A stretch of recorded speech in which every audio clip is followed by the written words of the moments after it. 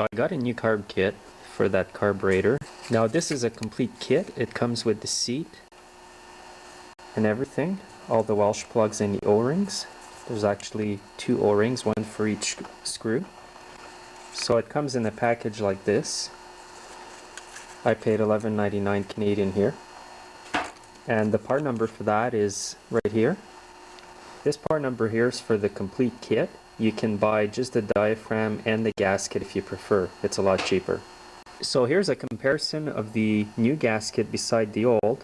You can see the old one that the grooves by the screws are worn in way too far inside the diaphragm. So I've got this and I will replace that. So I'm going to start by removing the needle and seat here.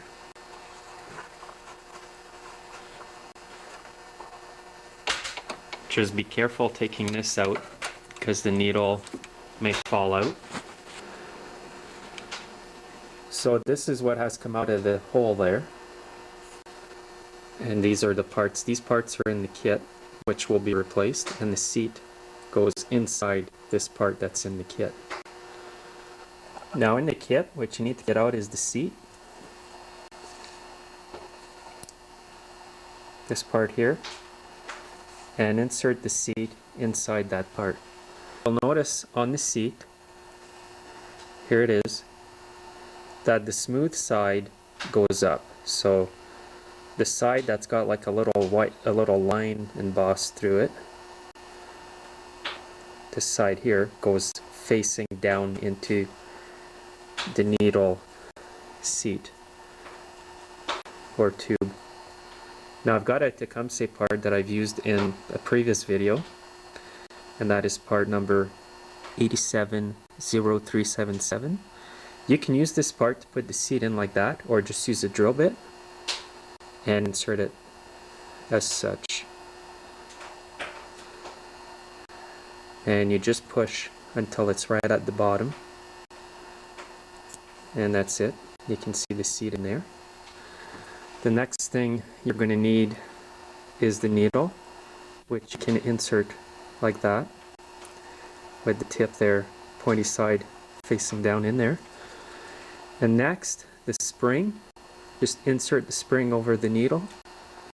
Before you install this in your kit, there will be a small washer like this.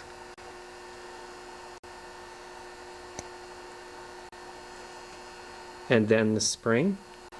Make sure that little washer right here is removed from inside the carburetor if it didn't come out.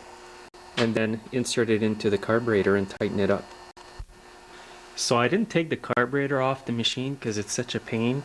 So when you do this, just be very careful you don't drop any parts. Insert it as such. And then hand tighten it for now.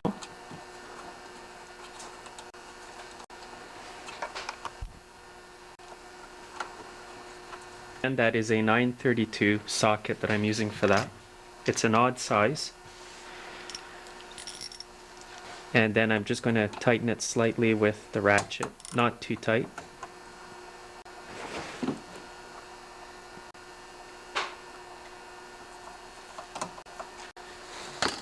So I'll remove the screw completely.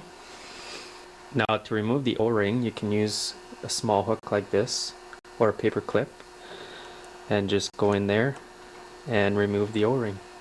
Before you replace the O-ring, make sure that the small backing plate here is there on the spring. It was missing, so I had to take one from my extra parts. Then insert the O-ring, and then just reinsert the screw in the carburetor. Tighten it all the way down, and then adjust your turns out. So I've tightened it all the way down. I'm going to turn one turn, half, and a turn. Next, I'll replace the ring on this screw.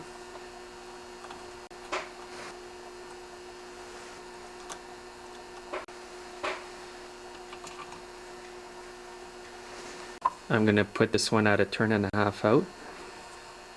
Next, I'm going to put the diaphragm on.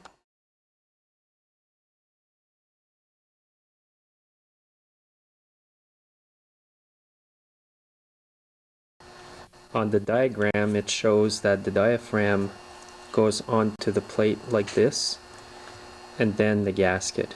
I wasn't sure, so I double checked, on the parts list, and this is what it shows, so I'm going to go this way. I'm going to reinstall this, make sure that the holes are all aligned.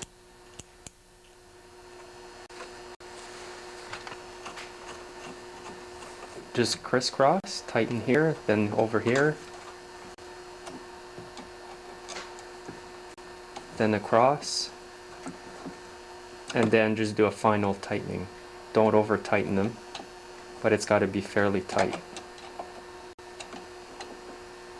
And this thing here can turn, that's the primer line.